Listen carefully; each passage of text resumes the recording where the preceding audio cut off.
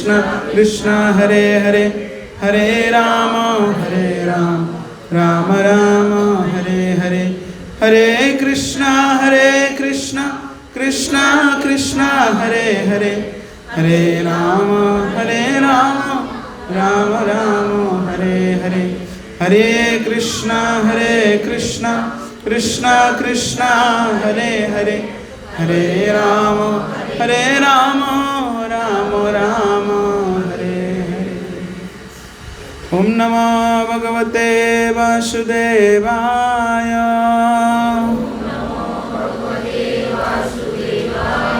ओम नमो भगवते वासुदेवाय। नारायणं नमस्कृतं नरं चैव नरोत्तमं देवीं सरस्वतीं व्यासं ततो जयमुदीरये। नष्टप्रायस्य भद्रेषु नित्यं भगवता सेवया भगवते उत्तमश्लोके भक्तिर्भवति नैष्ठिके।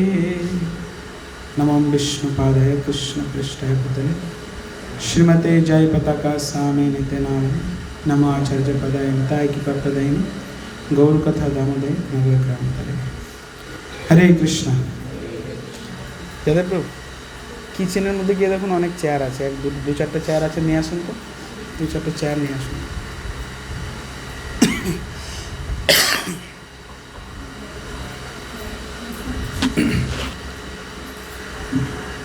हरे कृष्णा।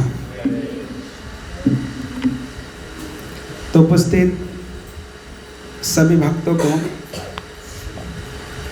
अंतर्राष्ट्रीय कृष्ण भवनामृत संघ तथा इस्कॉन श्री श्री राधा गिरिधारी मंदिर की तरफ से हार्दिक स्वागत है। विशेष स्वागत करेंगे। आज पहली बार कौन कौन आया है, कृपया एक बार हाथ उठाइए। जिन भक्त पहली बार आए हैं उनको स्वागत करते एक बार हरे कृष्ण महामंत्र को उच्चारण करेंगे। हरे कृष्ण कृष्ण कृष्ण हरे हरे राम राम राम हरे।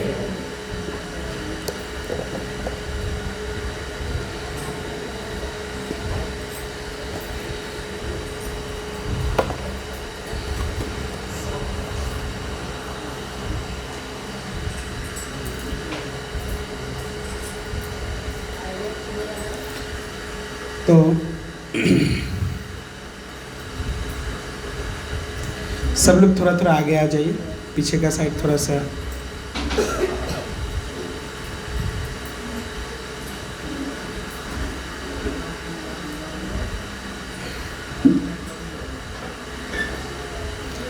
ये वाला कुर्सी यहाँ पे डालिए, गैप में डालिए। हो सके तो ऐसा है, बस इधर रख दीजिए, ऐसा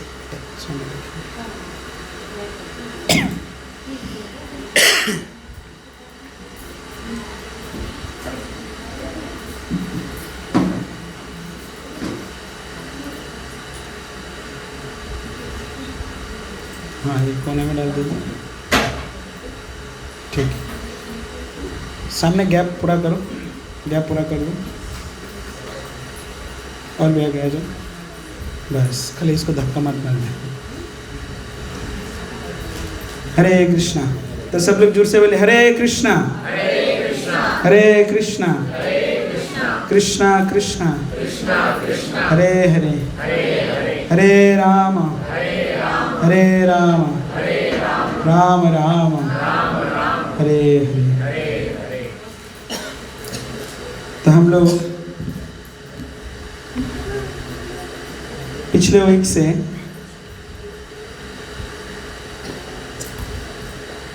श्री जगन्नाथ जी की आविर्भाव लीला, उसके ऊपर हम लोग वर्णन किया है।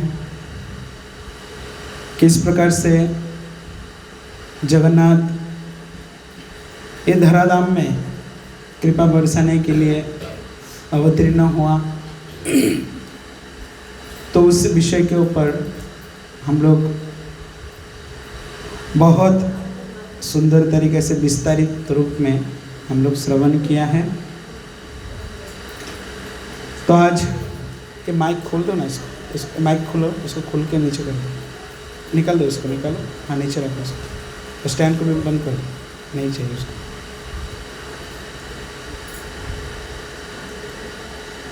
तो जगन्नाथ जी की आज लीला और भी बहुत लीला है, जिस लीला को श्रवण करने से हृदय में आनंद उत्पन्न होता है और इसके साथ साथ में भक्ति भी प्राप्त होता है, वरदान होता है। क्योंकि भगवान की जो कथा है, भगवान की कथा स्मरण करने से, सुनने से हमारे हृदय में भक्ति उद्भव होता है। तो इसी प्रकार जगन्नाथ जी की बहुत सारा लीला है, बहुत लीला के माध्यम से जगन्नाथ जी बहुत अच्छी तरीके से शिक्षा प्रदान करते हैं, भक्तों के ऊपर कृपा बरसाते हैं। तो आज हम लोग श्रवण करेंगे जगन्नाथ जी, उनका रूप ऐसा क्यों, कैसे जगन्नाथ जी का रूप, बराबर आँखें हैं और हाथ नहीं हैं, पैर नहीं हैं, हैं? बाल नहीं हैं, है ना, ऐसा क्यों? तो इस विषय को वर्णन करते हुए कहते हैं, एक बार जगन्नाथ जी के इस रूप को वर्णन करने के लिए कहा जाता है, जो हमारे जो जगता नहीं है जगन्नाथ जी के इस रूप के बारे में विस्तारित करना, वर्णन करना। फिर भी हम लोग आचार्यों का निर्देश और गुरु और कृष्ण का आशीर्वाद से हम लोग प्रयास करेंगे जगन्नाथ जी का इस रूप कैसे आया है। तो गत सत्र में हम लोग चर्चा किया जगन्नाथ जी का आविर्भाव, कैसे आविर्भाव हुआ। आज हम लोग चर्चा करेंगे जगन्नाथ जी का रूप क्यों आया। तो एक बार भगवान कृष्ण की कितना पत्नी है? 16,108। कितना कम है ना, बहुत कम। तो भगवान कृष्ण जब वृंदावन छोड़ के मथुरा चले गया, मथुरा जाके माता देवकी और वसुदेव को कारागार से उद्धार किया। उद्धार करने के बाद कृष्ण कुछ दिन वहाँ पे थे और इसके बाद कृष्ण कहाँ चले गया? द्वारका। तो द्वारका कहाँ पे है? गुजरात में है। कौन कौन द्वारका दर्शन के लिए किया है? दर्शन कौन कौन किया है? बस एक ही जन, 2 जन, बाकी कोई नहीं किया। तो द्वारका दर्शन करना है? हैं? जाना चाहते हैं? कौन कौन जाएंगे? बहुत अच्छा है। अभी हमारा ट्रिप है कहाँ पे? कार्तिक में वृंदावन। वृंदावन के पहले द्वारका का ट्रिप भी है, लेकिन आप लोगों के लिए नहीं है, खाली मेरे लिए है। मैं द्वारका दर्शन के लिए जा रहा हूँ, लेकिन आप लोगों को बाद में लेके जाएंगे। तो वृंदावन की ट्रिप के बाद हम लोग द्वारका के ट्रिप करेंगे। तो उसी समय के लिए सब लोग प्रस्तुत हो जाएंगे। तो द्वारका कहाँ पे है? समुद्र के बीच में। किसने बनाया है? स्वयं विश्वकर्मा जी। तो ऐसा द्वारका में भगवान रह रहा था और उस स्थान में कोई चीज़ों का कमी नहीं था। कहा जाता है द्वारका में ऐसा स्थिति थे जो 16,108 रानी के 16,108 महल थे, जो किससे बना है? जो बना है सोने से।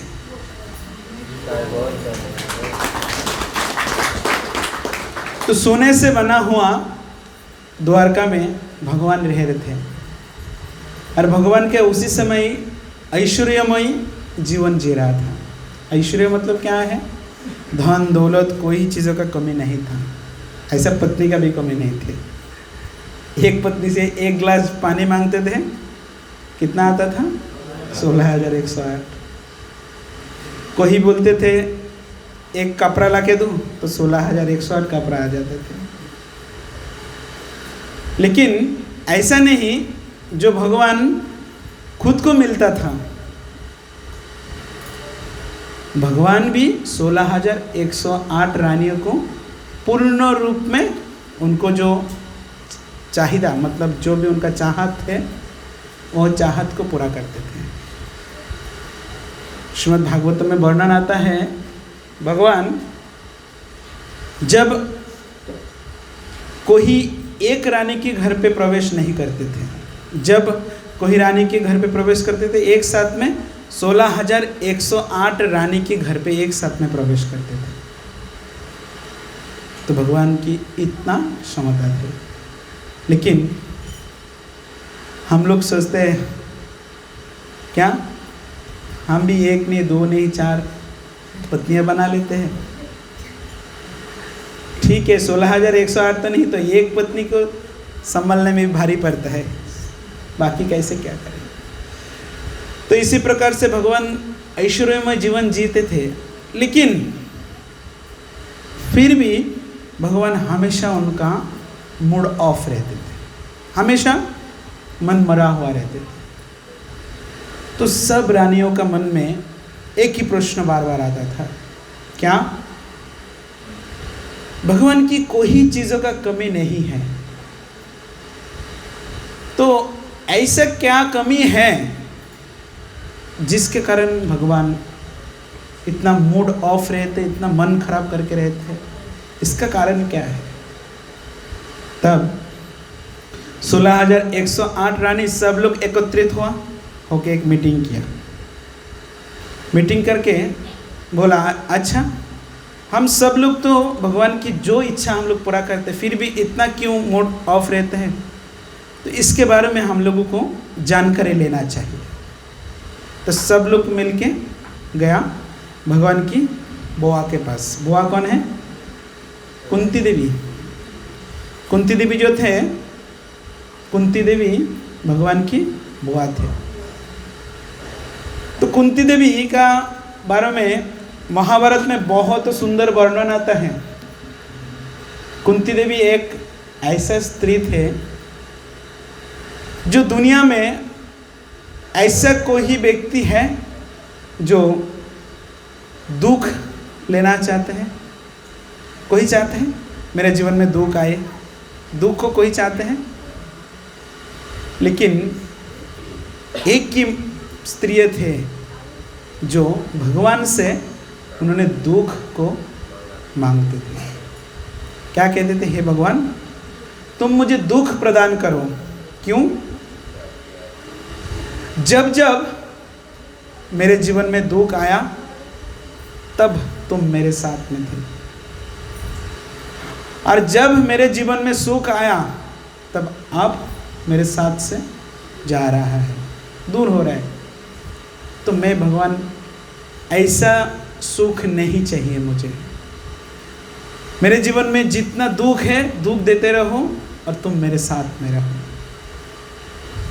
तो कुंती महारानी इसी प्रकार से भगवान को स्तुति करते। श्रीमद् भागवतम में कुंती स्तुति करके एक बहुत सुंदर चैप्टर आता है, कुंती स्तुति।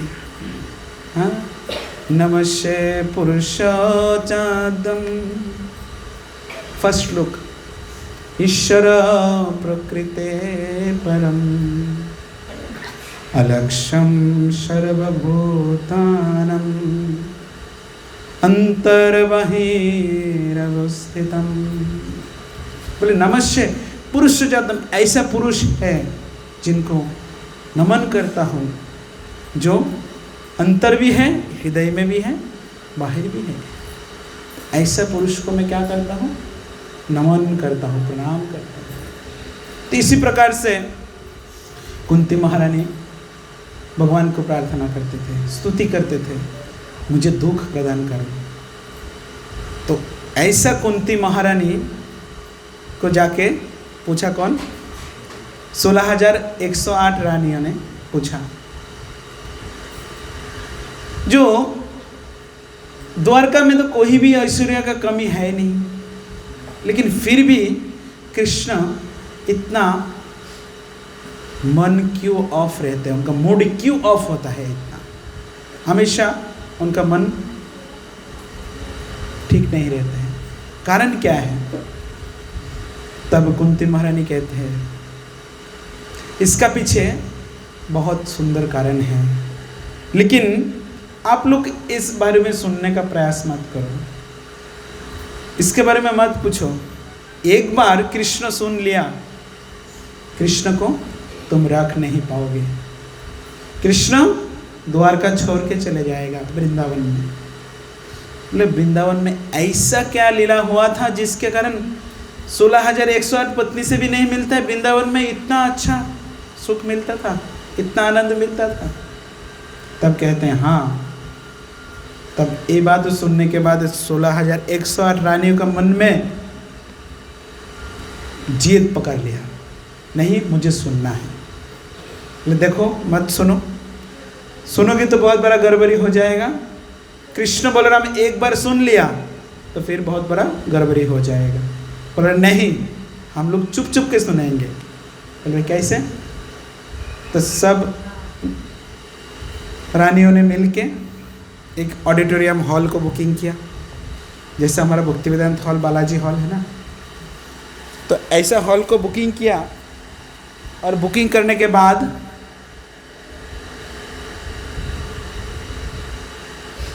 जैसे बुकिंग किया करके सब लोग एकत्रित हुआ। अभी वहाँ पे सब लोग श्रोता होके बैठ गया। कौन? 16,108 पत्नी।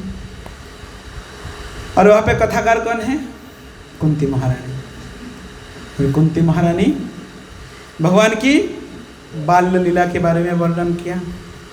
और बाल लीला के बारे में वर्णन करने के बाद फिर धीरे धीरे उन्होंने किस प्रकार से गौ चराते थे, सखाओं के साथ किस प्रकार से खेलते थे, फिर किस प्रकार से वहाँ पे राधा रानी और उनका सखियों के साथ किस प्रकार से लीला विलास करते थे, उसके बारे में विस्तारित रूप में कुंती महारानी वर्णन कर रहे हैं। लेकिन फिर भी कुंती महारानी बोल रहे, देखो तुम लोग हॉल बुकिंग किया, ठीक है, सेफ्टी है, लेकिन फिर भी कृष्ण के ऊपर भरोसा नहीं है, वो कभी भी आ सकता है। बोले ठीक है, हम लोग क्या करते हैं, एक सिक्योरिटी गार्ड रख देते हैं। तो वहाँ पे एक सिक्योरिटी गार्ड रखा। और सिक्योरिटी गार्ड कौन है? सुभद्रा।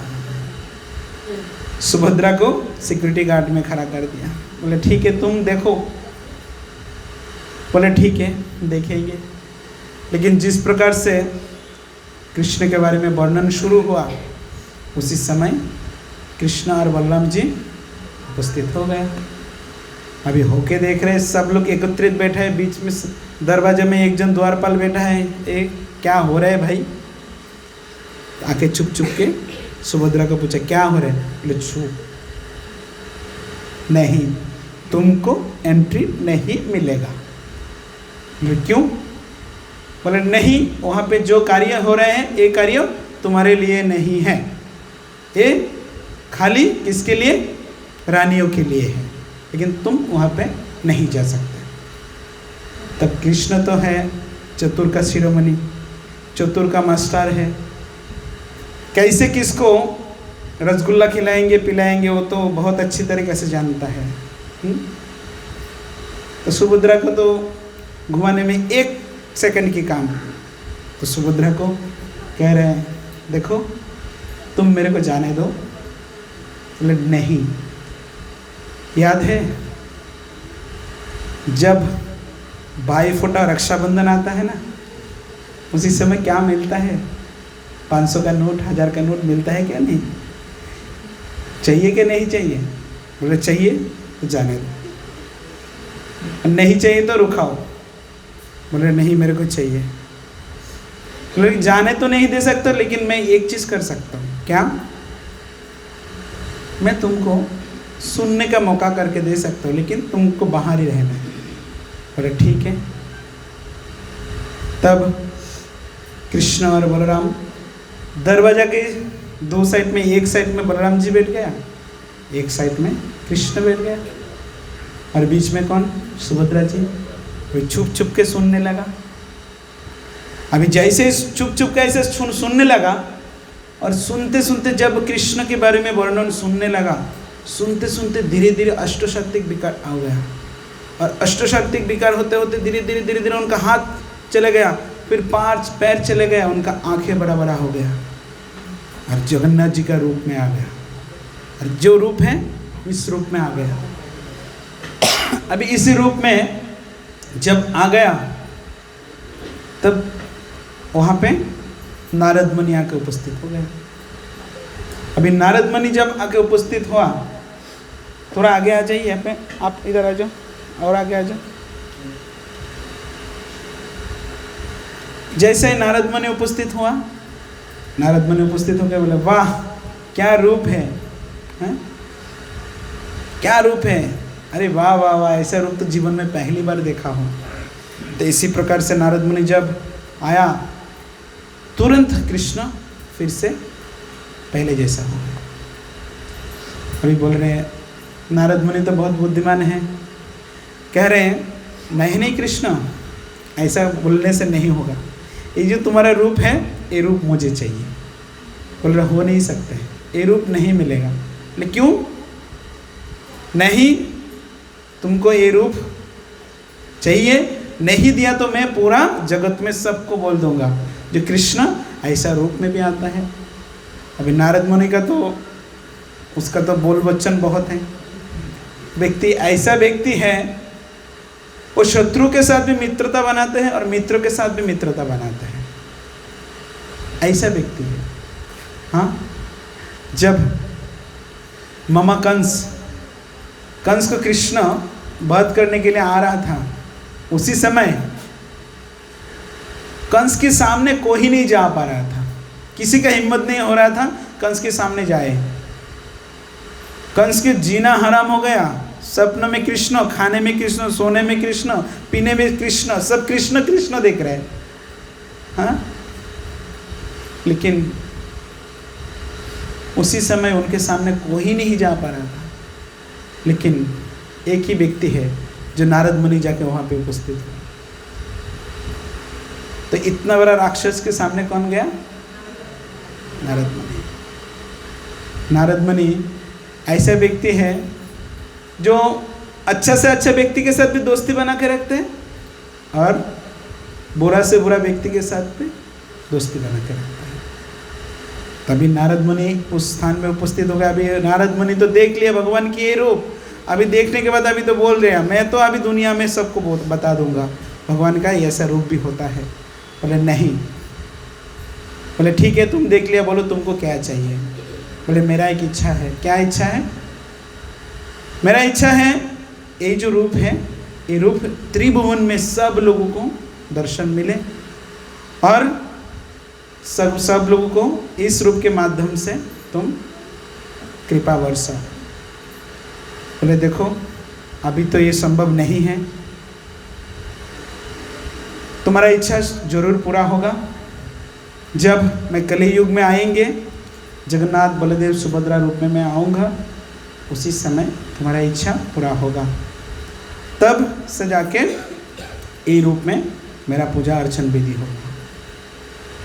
तो इसी प्रकार से भगवान कृष्ण की अपने जो बारे में सुनने के बाद भगवान की रूप इस प्रकार से हो गया। हाथ पैर आँखें सब बराबर हो गया, पैर चले गया, क्यों नहीं होगा? हम लोग जो ये मनुष्य है, कोई व्यक्ति हमारे खुद के बारे में थोड़ा ग्लोरिफिकेशन करे तब हमारा क्या होता है, कलर ऊपर हो जाता है। मेरे बारे में बोल रहे हैं। स्वयं विश्व ब्रह्मांड की राजा, जो अखिल ब्रह्मांड की नायक हैं, ईश्वर परम कृष्ण सच्चिदानंद विग्रह अनादिर आदि गोविंद सर्व कारण कारणम। तो सर्व कारण की कारण जो चीज़ों से वर्णन होता है, सृष्टि होता है, ऐसा अखिल ब्रह्मांड के नायक के बारे में कोई वर्णन कर रहे हैं तो उनका ऐसा स्थिति क्यों नहीं होगा? तो इसी प्रकार जगन्नाथ जी का जो रूप है, रूप इसी प्रकार से होने के पीछे यही कारण है। तो यही कारण के माध्यम से भगवान की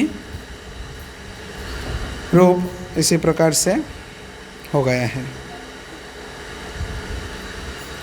तो अभी जगन्नाथ जी आविर्भाव हो गया है, जगन्नाथ जी का रूप आ गया है।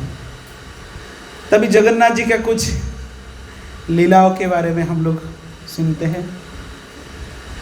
तो जगन्नाथ जी बहुत तरीक़े से लीला विलास करते हैं, पतितों को उद्धार करते हैं, अहंकार को चूर्ण करते हैं, जिसके लिए उनका नाम हो गया क्या, गर्भगंजन। और पतितों को उद्धार करते हैं इसीलिए उनका नाम हो गया क्या, पतित पावन।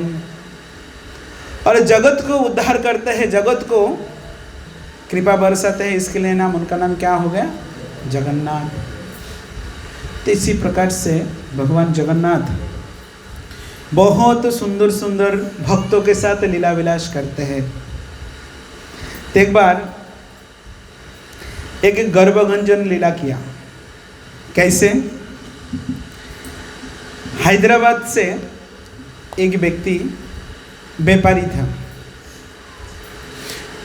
व्यापारी का नाम था जगत सेठ, बहुत बड़ा बिजनेसमैन थे।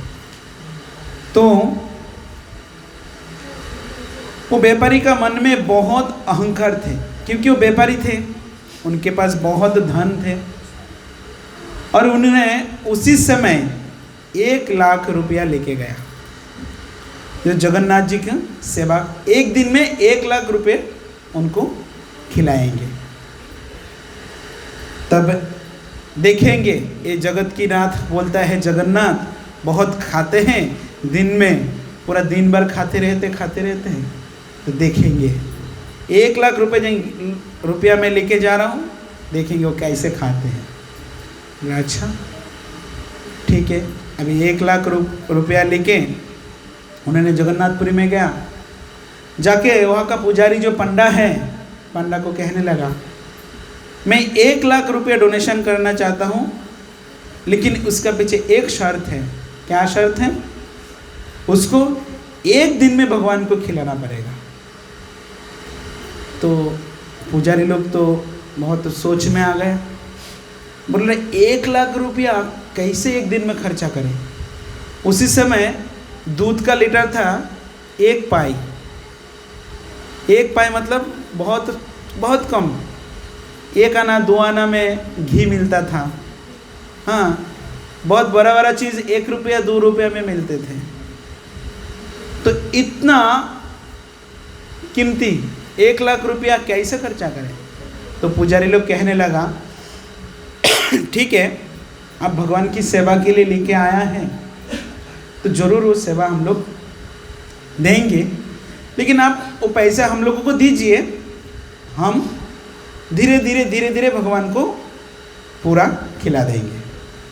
बोले नहीं, तुम्हारा जगत की नाथ है ना, तो जगत की नाथ होने के नाते वो 1 लाख रुपए नहीं खाते। कैसे जगन्नाथ है, कैसे जगत की नाथ है? ऐसा जगन्नाथ को मैं नहीं मानता हूँ। 1 लाख रुपये खिला के देखा। तब पुजारी लोग बोल रहे हैं, देखिए ये तो हमारी बस की बात नहीं है, तो मैं जगन्नाथ को पूछता हूँ तो उन्होंने क्या खाना चाहते हैं, कैसे उनको 1 लाख रुपया खिला सकते हैं, तो मैं कल बताऊँगा। बोले ठीक है, तो कल ही आपको दूंगा मैं पैसा। तो यही बात बोल के वो चले गया। अभी पुजारी लोग जो मेन पांडा है उनको जाके बोला, मेन पांडा जाके जगन्नाथ जी को पूछा, बोले हे जगन्नाथ, ये व्यापारी आया है तुम्हारी परीक्षा लेने के लिए, उन्होंने 1 लाख रुपया लेके आया है। अभी बोल रहे 1 लाख रुपया 1 दिन में उनको खाना चाहिए, खिलाएंगे। तुम ऐसा क्या वस्तु है जो खाने से 1 लाख रुपया जाएगा, तुम बताओ। तो जगन्नाथ जी बहुत ऐसा हंसने लगा। बोल रहे मूर्ख व्यापारी, ठीक है कोई बात नहीं, उनको 1 लाख रुपए खिलाने का इच्छा है ना, उनको बोलो मेरे को कुछ भी नहीं चाहिए, खाली एक वस्तु चाहिए। बोले क्या? एक खिली पान खाना चाहता हूँ मैं। क्या है? खिली पान आता है ना, पान खाता है ना, तो खिली बना के जो बेचता है ना, ऐसा बना के। बोले 1 खिली पान खिलाने के लिए बोलो, बाकी कुछ भी नहीं चाहिए उनसे। तो 1 खिली पान खिला दिया तो फिर ठीक है, मैं खुश हो जाऊंगा।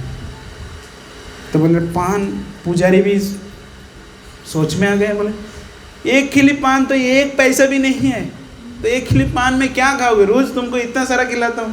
बोले नहीं, मेरे को 1 खिली पान ही चाहिए, लेकिन उसके अंदर ना मेरे को चूना नहीं चाहिए। क्या चाहिए? क्या नहीं चाहिए? पान के अंदर चूना लगाता है ना, मेरे को चूना नहीं चाहिए। बोले क्या चाहिए? बोले मेरे को गजमोती का लेपन चाहिए। क्या है? गजमोती का लेपन। गजमोती क्या है? गज मतलब क्या है? हाथी। जो हाथी बहुत पुराना हो जाता है, मतलब 100 साल 200 साल का उम्र होता है, ऐसा हाथी के मस्तक में एक मणि होता है, मणि बनता है, लेकिन सब हाथी में नहीं बनता है। 100-200 हाथी के बीच में है, शायद एक में शायद मिल जाता है। तो इसको कहते हैं क्या? गजमती। बोले ऐसा गजमती का थोड़ा सा लेप चाहिए, चूना के जगह में गजमती का लेप चाहिए, खाली जाके उनको वो बोल देना। तब पुजारी आया, तो पुजारी को भी नहीं पता था जो गजमती क्या होते हैं। तभी वो व्यापारी के पास आया, आके बोला जगन्नाथ जी ने कहा 1 खिली पान खाएंगे गजमती का लेपन के साथ। बोले गजमती का लेपन, ये बात सुन के तो उनका तो हालत पूरा डाउन हो गया। बोले गजमती कहाँ से मिलेगा? 100 हाथी मारने के बाद में भी 1 मिलेगा क्या नहीं मिलेगा, उसका कोई गारंटी नहीं है। तो ऐसा गजमती कहाँ से मिलेगा? वो मिल नहीं सकते हैं। ऐसा जब कहा, तब वो जो जगत शेठ जो व्यापारी थे, शेठ जी, उनका अहंकार चूर्ण हो गया। तब बोला नहीं, सचमुच भगवान जगन्नाथ जी है। तो इसी प्रकार से भगवान क्या करते हैं? गर्भगंजन, मतलब ये जो शेठ था उनकी मन में अहंकार था, तो जगन्नाथ क्या करते? जिनका मन में अहंकार होता है, मैं ये करूँगा वो करूँगा, ये करना चाहता हूँ, मेरे अंदर ये है वो है, तो इसी प्रकार से जो चिंतन जिसका मन में होता है, ऐसा व्यक्तियों का अहंकार को क्षण में तुरंत चूर्ण कर देते हैं, जिस प्रकार से जगत शेठ को किया है। तो इसी प्रकार से और भी बहुत सारा गर्भगंजन लीला है। एक बार कश्मीरी एक पंडित आया था, उनका नाम था उदयन आचार्य। तो उदयन आचार्य कश्मीरी पंडित जो है बहुत बड़ा पंडित माना जाता है। तो उदयन आचार्य उन्होंने सुना था जो क्या भगवान की दर्शन करने से, जगन्नाथ जी का दर्शन करने से क्या होता है? ये भवबंधन से मुक्त हो जाता है।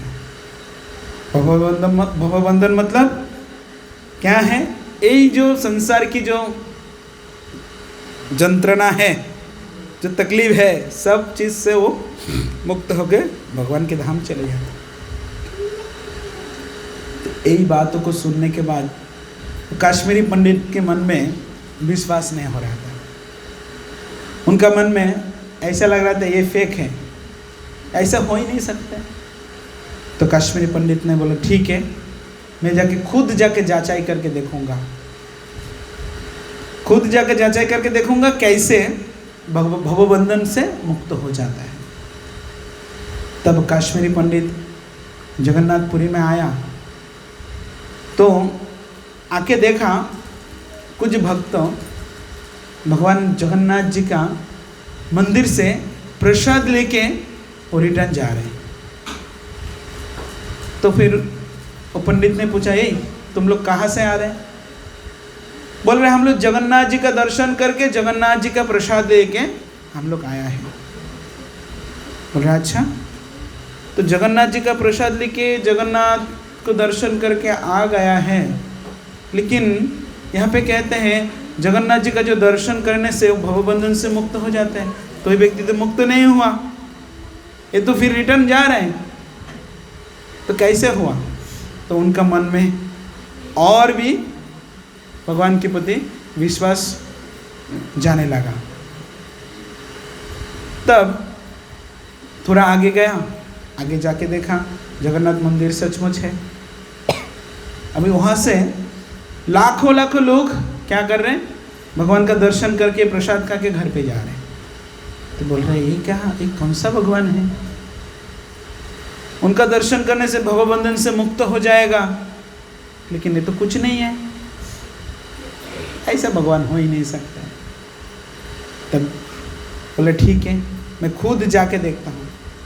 जब उन्होंने गया, जैसे ही गया दर्शन करने के लिए जाके देखा दरवाज़ा बंद है। किसका? जगन्नाथ जी का दरवाज़ा बंद है। तो बोल रहे जगन्नाथ जी का दरवाज़ा क्यों बंद है? पता नहीं। अभी रात को तो जिस दिन उदयन आचार्य जगन्नाथपुरी में पहुंच गया, उसी दिन से ही जगन्नाथपुरी का दरवाज़ा बंद हो गया। भी पुजारी लोग रात को भगवान को खिला पिला के अच्छा से सोला के गया, दरवाज़ा बंद करके गया। दूसरे दिन वही ताला, वही चाबी है, वही सब कुछ है, लेकिन खुल नहीं रहे। क्या हुआ क्या हुआ? 1 दिन 2 दिन 3 दिन हो गया। अभी उदयनाचार्य बोल रहे हैं अरे जगन्नाथ का दरवाजा क्यों नहीं खुल रहे हैं? और पुजारी भी बोल रहे हैं ऐसा क्यों नहीं हो रहा है?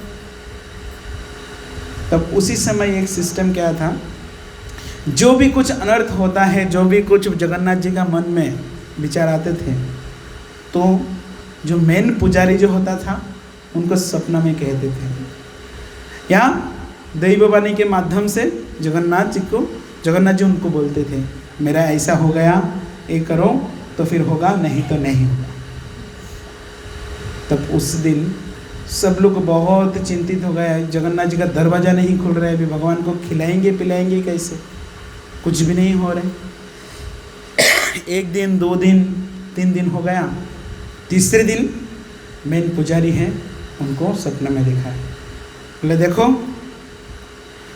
ये जगन्नाथपुरी में एक महापापी आया है, जिसका नाम क्या है? उदयनाचार्य। काश्मीरी पंडित है वो, लेकिन इसके अंदर मेरे प्रति कोई विश्वास नहीं है, ढंगी है 1 नंबर।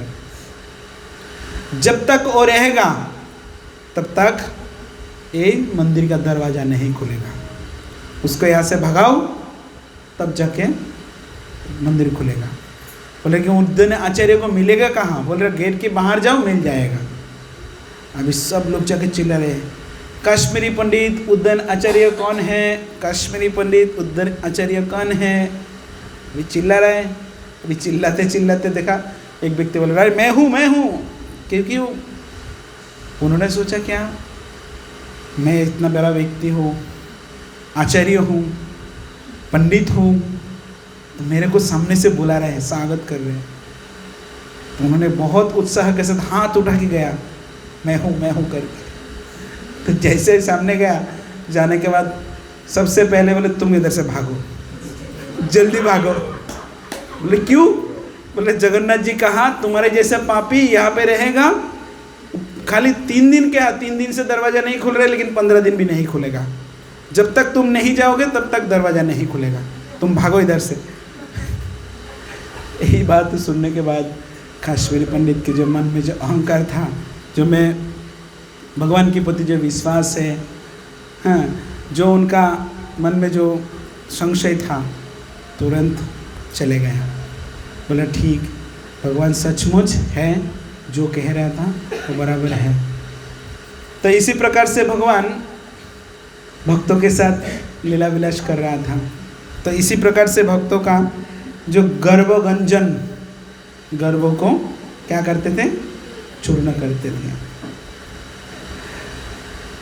तो जगन्नाथ, बलदेव, सुभद्रा, उनके साथ और एक जन कौन है, सुदर्शन जी। तो सुदर्शन कौन है, सुदर्शन कौन है, सुदर्शन चक्र है। अभी प्रश्न है, सुदर्शन चक्र रूपे कैसे आ गया? अभी सुदर्शन वास्तविक में तो सुदर्शन चक्र है, भगवान के हाथ में रहते थे, है ना। भगवान विष्णु के हाथ में कौन क्या रहते हैं, सुदर्शन चक्र।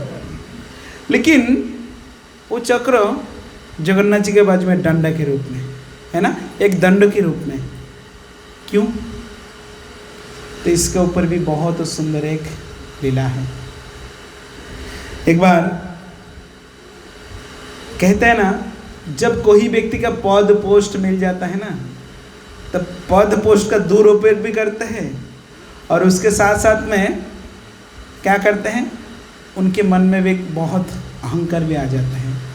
तो वो इंसान को इंसान नहीं समझता है, दूसरे व्यक्ति को क्या सोचता है, उसके अंदर कुछ गुण है ही नहीं, जो भी कुछ हो मैं हूँ, मेरे पास पैसा है, उनके पास कुछ नहीं है। तो इसी प्रकार से दूसरे व्यक्ति को उनके पास बहुत छोटा मोटा लगता है। तो इसी प्रकार से भगवान तो विश्व ब्रह्मांड की राजा, और विश्व ब्रह्मांड की राजा के हाथ में हमेशा रहते कौन, सुदर्शन जी। उनका कितना अहंकार होना चाहिए।